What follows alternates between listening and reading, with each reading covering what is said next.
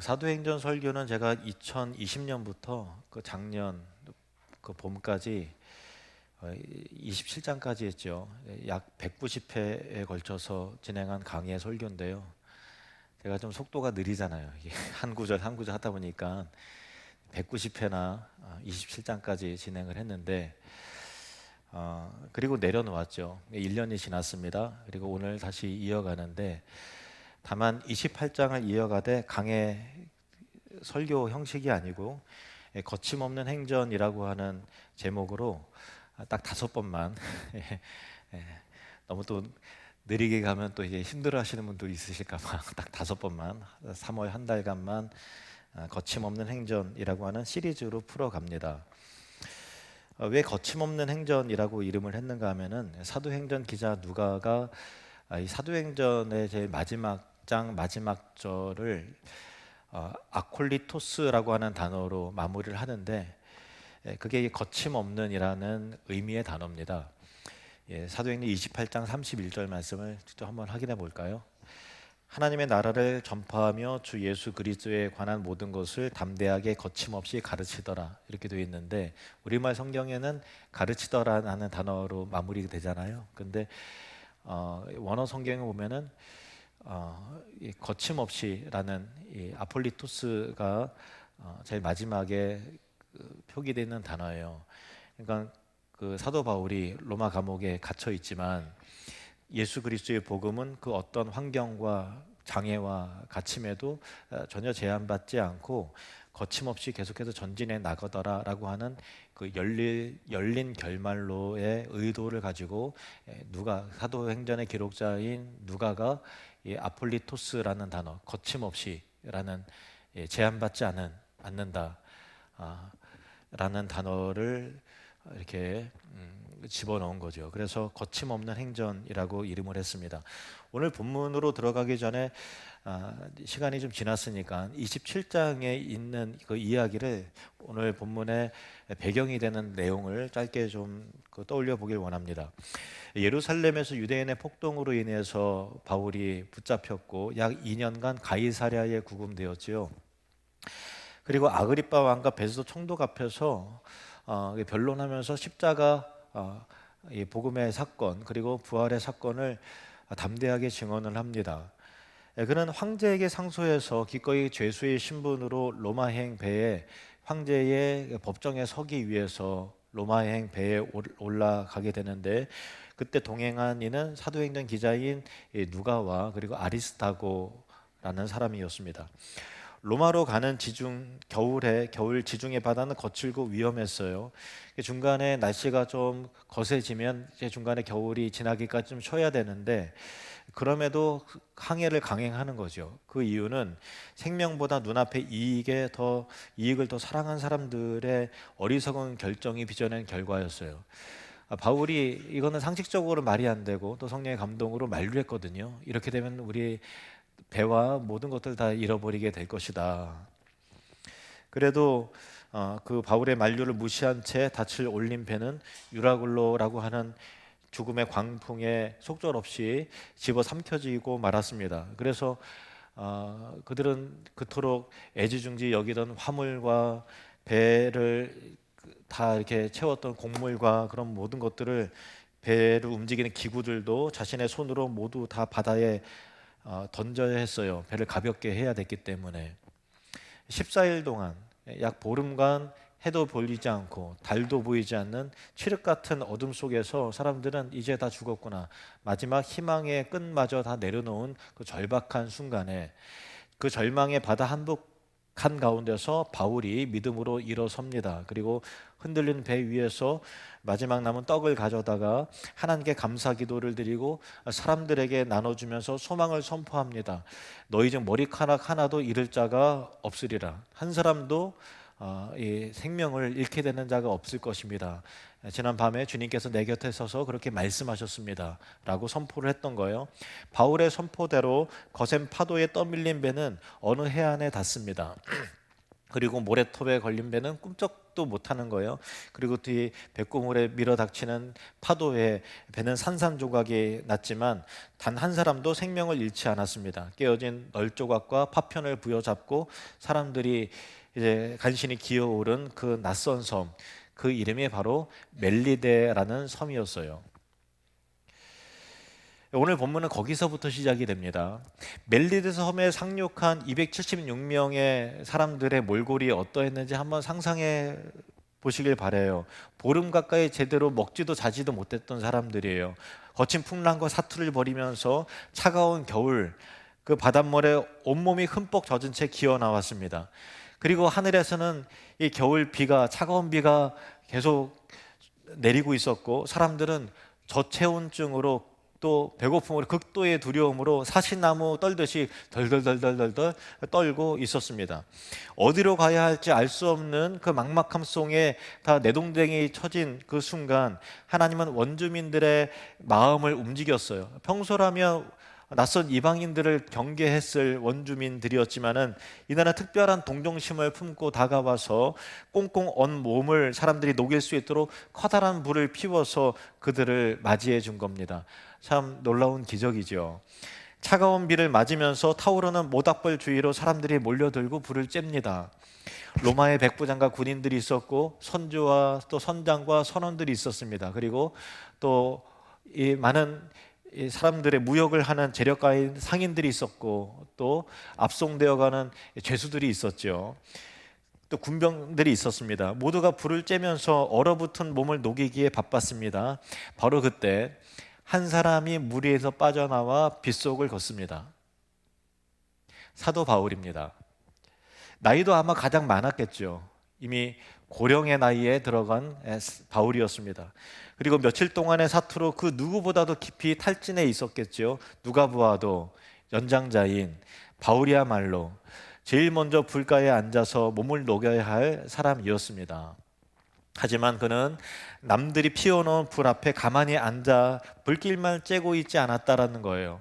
다시 차가운 빗속으로 걸어 들어갑니다. 그리고 나무를 주섬주섬 주워서 한 무더기를 주워 안고 돌아와서 시들어가는 불길 속에 묵묵히 그 나뭇가지를 던져 넣는 거예요. 그의 행동을 보면은 특별한 고민 끝에 나온 행동이 아니었어요. 그저 추위에 덜덜 떠는 사람들을 보는 순간, 그리고 불꽃이 점점 사그러 들어가는 것을 보는 순간 생각하기도 전에 몸이 먼저 그냥 움직이는 것이죠. 그것이 바울이라고 하는 사람의 삶의 체질이자 삶의 방식이었다는 거예요. 아주 단순하지만 바울은 그런 사람이었어요. 어떻게 이런 스스럼 없는 섬김이 가능했을까? 바울은 이것을 자신의 고백으로 이렇게 남깁니다. 갈라디아서 2장 20절. 내가 그리스도와 함께 십자가에 못 박혔나니 그런즉 이제는 내가 사는 것이 아니요 오직 내 안에 그리스도께서 사시는 것이라. 그의 삶의 주인이 예수 그리스도로 완전히 바뀐 거예요. 십자가에서 기꺼이 자신의 전부를 내어주신 예수님의 한량없는 은혜와 감동과 사랑이 자기의 심장에 뛰기 시작했던 거예요. 그래서 바울의 삶의 방식은 어떤 권위주의도 없고 내가 어떤 사람인데라고 하는 그런 게 없고 그냥 다른 사람을 위해서 이타적으로 사랑의 섬김이 자연스럽게 삶의 방식으로 녹아져 그렇게 살아내는 사람이었던 거예요. 하늘의 영광을 버리고 이 땅에 오셔서 제자들의 발을 씻기신 주님의 사랑을 입은 사람은 공동체의 유익을 위해서 억지로가 아니라 자연스럽게 몸을 움직이게 되는 거죠. 그리스도의 생명이 내 안에 흘러 넘쳐서 남을 먼저 살피고 돕는 것이 삶의 체질이 되어버린 거예요. 그냥 움직이는 거예요.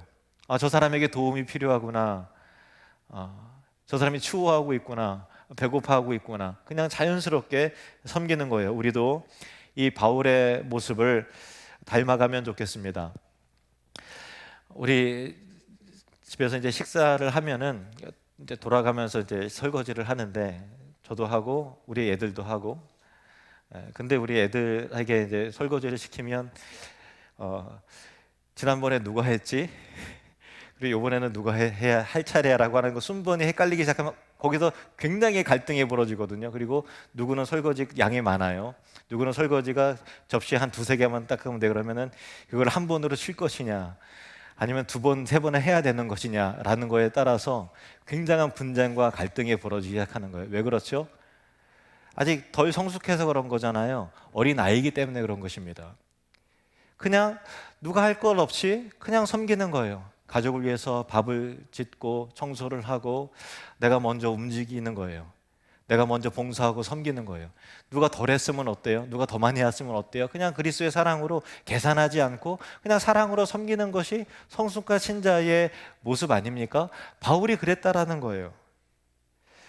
가정과 직장에서, 교회에서 누군가 피워놓은 따뜻한 불 앞에서 가만히 앉아 몸만 녹이는 것을 넘어서 추위에 떠는 누군가를 위해서 스스럼 없이 먼저 몸을 움직이는 섬김의 사람이 되는 것, 그것이 십자가 예수 그리스도의 복음으로 빚어진 그리스도인의 참된 매력입니다. 여러분, 묻지도 따지지도 말고 그냥 주님의 사랑으로 기꺼이 먼저 일어나고 섬기는 그런 사람들이, 바울을 닮은 그런 사람들이 되기를 축복합니다. 예수를 닮은 그리스도인이 된다는 것은 대단한 신비적인 능력을 갖추거나 어떤 영적인 깊은 체험을 한다거나 대단한 능력을 입는 것이 아니라 먼저 움직이는 섬김의 사람이 되는 것, 기꺼이 다른 사람을 위해서 나뭇가지를 줍는 사람, 그 친절과 섬김으로 일상을 살아가는 사람이 되는 거예요. 저는 우리 원로 장로님부터 우리 장로님들이 참 그런 섬김의 사람이시라는 게 너무 참 감사해요. 항상 너무 감사하지 않습니까? 기꺼이 그냥 나뭇가지를 줍고 섬기는 거죠. 쓸고 닦고 기름칠하고 그렇게 묵묵히 젖은 나무를 불에 밀어 넣는 순간 뜻밖의 위기가 발생합니다. 뜨거운 열기를 견디지 못한 독사 한 마리가 갑자기 튀어나와서 바울의 손을 콱 하고 무는 거예요. 남을 섬기려다가 공동체 유익을 주려다가 도리어 치명적인 독사의 독에 물리고 말게 만 것입니다. 이 장면을 지켜보던 원주민들의 입에서 곧장 정죄의 판결이 쏟아지기 시작합니다. 4절입니다. 원주민들이 이 짐승이 그 소에 매달려 있음을 보고 서로 말하되 진술로 이 사람은 살인한 자로다. 바다에서는 구조를 받았으나 공의가 그를 살지 못하게 함이로다 하더니, 원어 성경을 보면 여기서 말하는 공의라고 하는 단어는 정의의 여신, 그 그리스 신화에 나오는 정의의 여신을 뜻하는 디케라는 단어가 쓰인 거예요. 정의, 공의의 정의의 여신 디케. 그러니까 이런 말이에요. 정의의 여신 디케가 바다에 구조된 사람을 끝내 죽이는 것을 보니까 이 사람은 살인자가 분명하네. 그렇죠? 기껏 표류해서 기껏 살았는데 독사에 물렸으면 야, 진짜 흉악범이 틀림없구나. 그런데 이 반응을 단순한 미개한 원주민들의 그 미신적 생각으로 치부해 버려서는 안 되는 거예요. 왜냐하면 이것은 사실 인류 보편의 심리 아닙니까? 착하게 살면 복을 받고 나쁜 짓을 하면 벌을 받는다고 하는 이 도덕적 세계관, 영적 인과응보의 원리는 동서고금을 막론하고 모든 인간의 심층 밑바닥에 다 깔려있는 세계관입니다. 본능적 세계관이에요. 우리도 예외가 아니죠. 뭔가 사고가 크게 났어요. 또 사고나.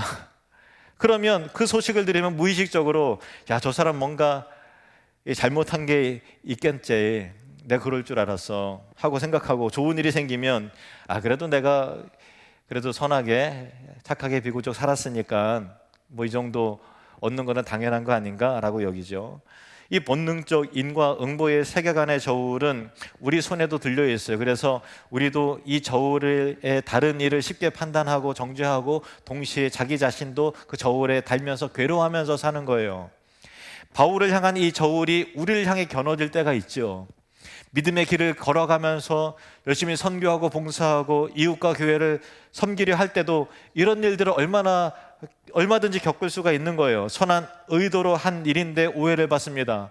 묵묵히 헌신했는데 돌아오는 것은 날선 비난입니다. 친절을 베풀었는데 튀는 게 돼버린 거예요. 세상은 우리의 작은 상처와 실패를 보면서 저 사람 무언가 남몰래 지은 죄가 있어서 벌을 받는 거야 라고 쉽게 인과응보의 잣대로 손가락질을 하기도 합니다. 원주민들이 바울에게 했던 것과 똑같은 저울질을 우리도 할 수도 있고 받을 수도 있는 것이죠. 그런데 복음은 이 저울추를 정면으로 부수는 사건이라는 것입니다. 십자가를 보세요. 가장 의로우신 분이 가장 처참한 정죄를 받으셨죠.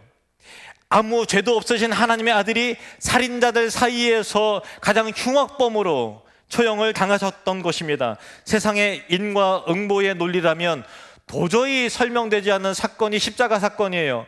하나님은 바로 그 십자가 위에서 세상의 저울을 산산조각 내시고 전혀 다른 선언을 하십니다. 죄인인 우리를 의롭다 하시는 것입니다. 마귀의 자녀인 우리를 하나님의 자녀로 입양하시는 것입니다.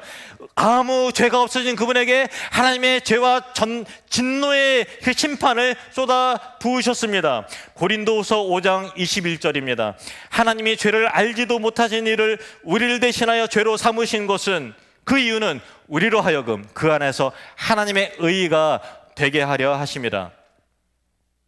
이 놀라운 역설적 복음의 신비가 우리에게 있는 것이죠. 바울은 이 선언을 가슴에 품고 살아가는 사람이었습니다. 그렇기 때문에 원주민들이 자신을 죄인이라 흉악범이라 살인자라 단정하는 그 순간에도 바울은 의식하지 않아요. 전혀 내면이 흔들리지 않습니다. 세상의 저울이 자신을 어떻게 달든 이미 하나님께서 그를 향해서 너는 의롭다, 너는 내 자녀다 라고 선언하셨기 때문에 바울은 평안합니다. 개의치 않아요. 그토록 무서운 독사에 물렸으니 물린 부위가 붓거나 곧 숨이 멎어 쓰러지리라 여기며 원주민들은 숨죽여 지켜봅니다. 붓겠지. 1초, 2초, 10초 후에 쓰러진다. 1분이 지났어요. 3분이 지났어요. 멀쩡해요.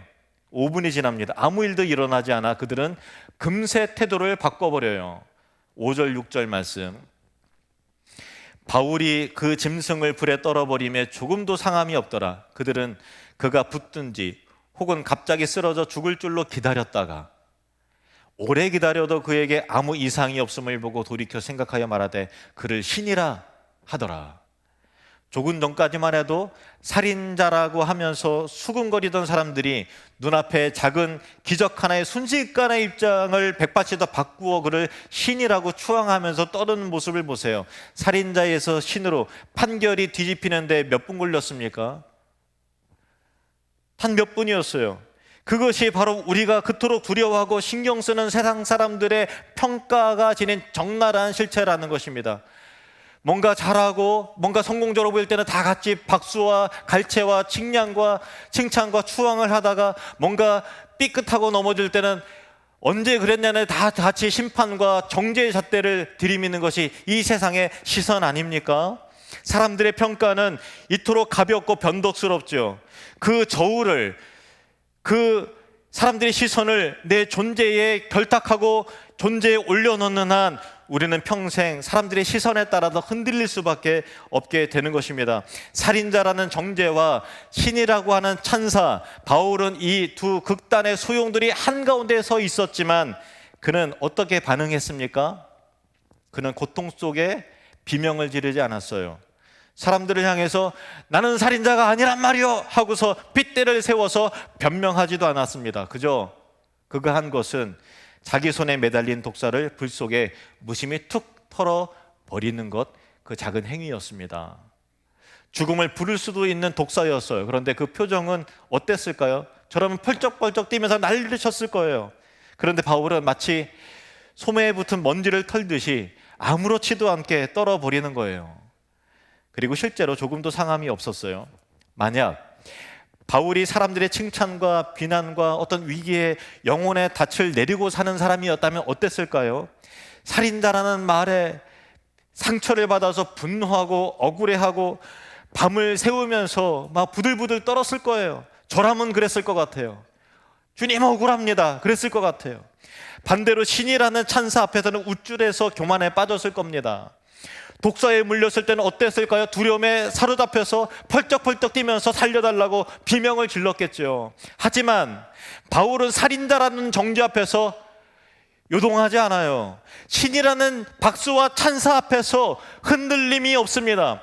죽음을 부를 수 있는 독사의 독 앞에서도 조금도 두려워하지 않았습니다. 그 담대함과 자유함과 그 여유와 평안은 도대체 어디서 나오는 것일까라고 하는 것을 여러분 궁금히 여겨야 되는 거예요. 이것이 우리의 삶의 내면을 단단하게 잡아주는 생명의 원리이기 때문입니다.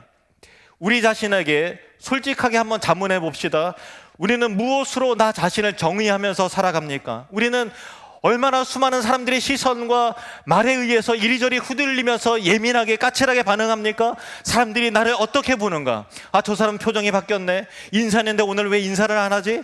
내가 이룬 것이 얼마나 되는가? 내 통장 잔고가 얼마나 있는가? 라고 하는 것에 따라서 우리는 대부분 이런 것들로 자신의 존재와 가치를 가늠하며 감정이 이리저리 요동하면서 살아가는 것이 우리 인간입니다. 인간은 본래 무언가에 기대어서 연결되어서 자신의 정체성을 세우도록 만들어진 존재이기 때문에 그래요. 문제는 내가 기대고 연결되어 있는 것이 무엇이냐라고 하는 거죠. 우리는 창조주께 연결되며 하나님께 구하며 받아야 할 것을 피조물에게 구하며 의탁하며 살아갑니다. 그래서 이 세상이 변하고 시시각각 변화하는 것에 따라서 우리 감정도 마음도 인생도 그렇게 요동함이 있는 거예요. 그것이 인간의 가장 근원적인 비극이자 우상입니다. 사람들의 평가에 이리저리 흔들리는 것은 단순히 마음이 약해서가 아니에요. 내 성격이 그래서 그런 게 아니에요. 내 존재의 닻이 잘못된 곳에 지금 내려져 있기 때문에 그런 거죠. 모래 위에 닻을 내린 배는, 모래 위에 세워진 건물은 모래의 흐름에 따라서 이리저리 요동하면서 흔들려 쓰러질 수밖에 없는 거잖아요. 그 배는 파도가 칠 때마다 이리저리 끌려다닐 수밖에 없는 거예요. 아무리 강한 의지로 버텨보려고 해도 소용이 없어요. 무엇이 바뀌어야 되느냐? 닻을 내리는 곳 자체가 바뀌지 않으면 진정한 자유와 평강과 여유는 없습니다. 여러분, 여러분의 감정, 여러분의 영혼을 어디에 닻을 내리고 있습니까? 바울의 자유는, 그의 여유는 바로 여기서 출발하는 것입니다. 그의 영혼은 세상의 가벼운 저울과 평가가 아니라, 세상의 유행이 아니라 십자가 위에서, 하나님의 말씀 위에서 이미 선언된 하나님의 약속 위에 깊이 그의 인생의 닻을, 영혼의 닻을 내리고 있었던 것입니다. 로마서 8장 1절 2절 말씀을 우리 믿음으로 함께 읽겠습니다. 그러므로 이제 그리스도 예수 안에 있는 자에게는 결코 정죄함이 없나니 이는 그리스도 예수 안에 있는 생명의 성령의 법이 죄와 사망의 법에서 너를 해방하였음이라. 복음은 우리를 자유케 합니다. 해방을 선포하는 것입니다. 요한복음 8장 32절 말씀 함께 있습니다. 진리를 알지니 진리가 너희를 자유롭게 하리라. 진정한 자유와 해방은 그리스도의 복음 안에 있습니다. 하나님의 말씀과 십자가 복음 위에 여러분의 삶과 감정과 영혼의 닻을 내릴 때 진정한 자유와 평안이 임하게 될 것입니다. 십자가는 죄사함의 사건인 동시에 내 존재의 닻을 완전히 새로운 곳에 내리도록 하게 하는 사건인 것입니다. 가장 의로우신 분이 가장 처참한 정죄를 받으셨기에 그 역설 속에서 하나님은 하나님의 의를 우리에게 덧입혀 주셨습니다. 그러므로 세상의 모든 시선과 저울과 무게추와 편견과 모든 비교는 산산조각 내시고 전혀 다른 기준으로 우리를 바라보고 계시는 것이죠. 세상이 극단적으로 나를 살인마라고 불러도, 신으로 추앙해도 하나님께는 이미 당신의 아들의 핏값으로 나를 향해서 의롭다 선언하시고 우리를 하나님의 거룩한 자녀라고 인정해 주셨기 때문에 이 선언은 세상의 어떤 평가로도 뒤집어지지 않는 것입니다. 선한 마음으로 한 일인데 도리어 뒷말을 들을 때가 있죠. 그렇잖아요. 얼마나 화가 나요. 열심히 살았는데 결과가 초라합니다. 나름대로 성실히 열심히 살았는데 나이 들어보니까 느는 건 빚밖에 없는 거예요. 계좌는 비어 있어요. 남들은 잘 사는 것 같은데 나만 초라해요. 누군가 한마디 칭찬이 감정의 요동함이 있고 내 하루를 결정합니다.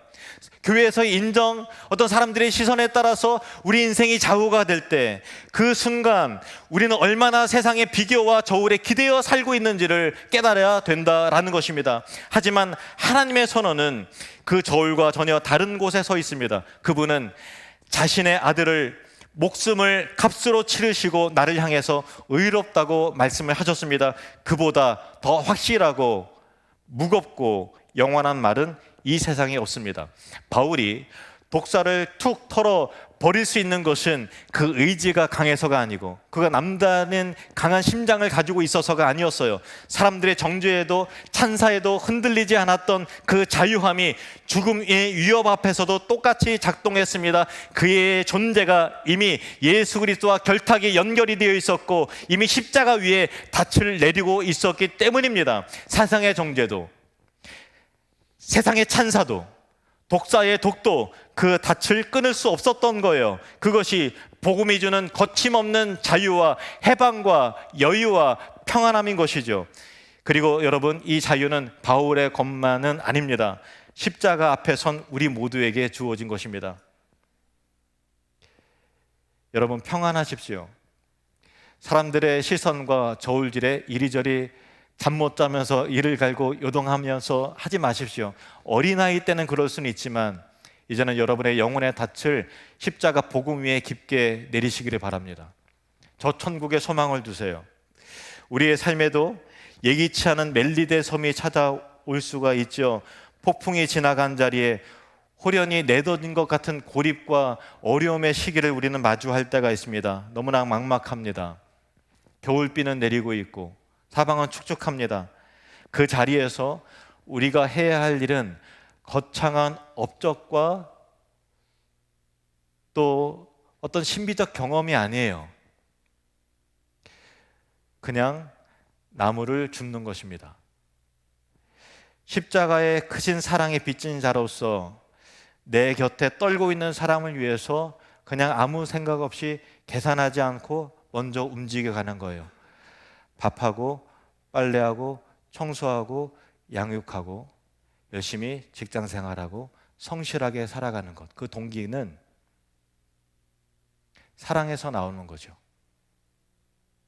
섬김의 순수한 마음에서 나가는 거예요. 계산하지 않아요. 나는 한 번 했으니까 쟤도 한 번 하고 이렇게 계산하지 않아요. 그냥 누가 보지 않아도 알아주지 않아도 오늘 내게 주어진 자리에서 조용히 나무 한 무더기를 비가 오더라도 줍는 따뜻한 일상을 그저 성실하게 살아내는 것, 그것이 그리스도인의 삶이고 바울이 우리에게 보여준 거예요. 그렇게 걷다 보면 독사를 만날 수 있고요. 선한 마음으로 내민 손이 오해의 이빨이 박힐 수도 있고 사람들이 너 언제 죽나 보자, 언제 걸려 넘어지나 보자 라고 하는 억울한 시선을 우리에게 보낼 때도 있어요. 그때 바울처럼 너무 놀라하거나 억울해하거나 답답해하거나 아파하지 마시기 바라요. 변명할 필요도 없고 반대한 사람들에게 건네는 달콤한 칭찬에 마음을 빼앗길 이유도 없습니다. 그 모든 것들은 십자가 은혜 앞에서 가볍게 툭 털어버리면 되는 거예요. 우리에게 아들을 내어주시기까지 우리를 사랑하신 하나님의 흔들림 없는 복음이 있어요. 저 천국이 있어요. 하나님이 여러분을 아세요. 여러분을 인정하십니다. 그리고 어떠한 과거라도 여러분의 불안정한 삶에도 하나님이 여러분을 용납하세요. 이해하세요. 끝까지 하나님은 품어주시는 분이십니다. 절대 여러분을 포기하지 않으십니다. 그 하나님의 사랑에 우리의 닻을 내리고 있는 것이죠. 그래서 세상의 그 어떤 독소도 사람들의 어떤 내뱉는 말도 오해의 시선도 그 거친 파도도 그리스도와 연결된 여러분의 영혼의 닻을 끊을 수 없는 거예요. 1년 만에 다시 펼쳐지는 사도행전의 마지막 장을 지금 우리가 말씀을 나누고 있습니다. 거침없는 복음의 능력을 가슴에 품고 여러분에게 주어진 오늘의 멜리데 섬에서 먼저 몸이 움직이는 섬김의 사람으로, 뭐가 묻었으면 툭 털어버릴 수 있는 담대함으로 참된 자유와 해방과 여유를 누리면서 살아가는 천국 백성들이 되시기를 주님의 이름으로 축복합니다.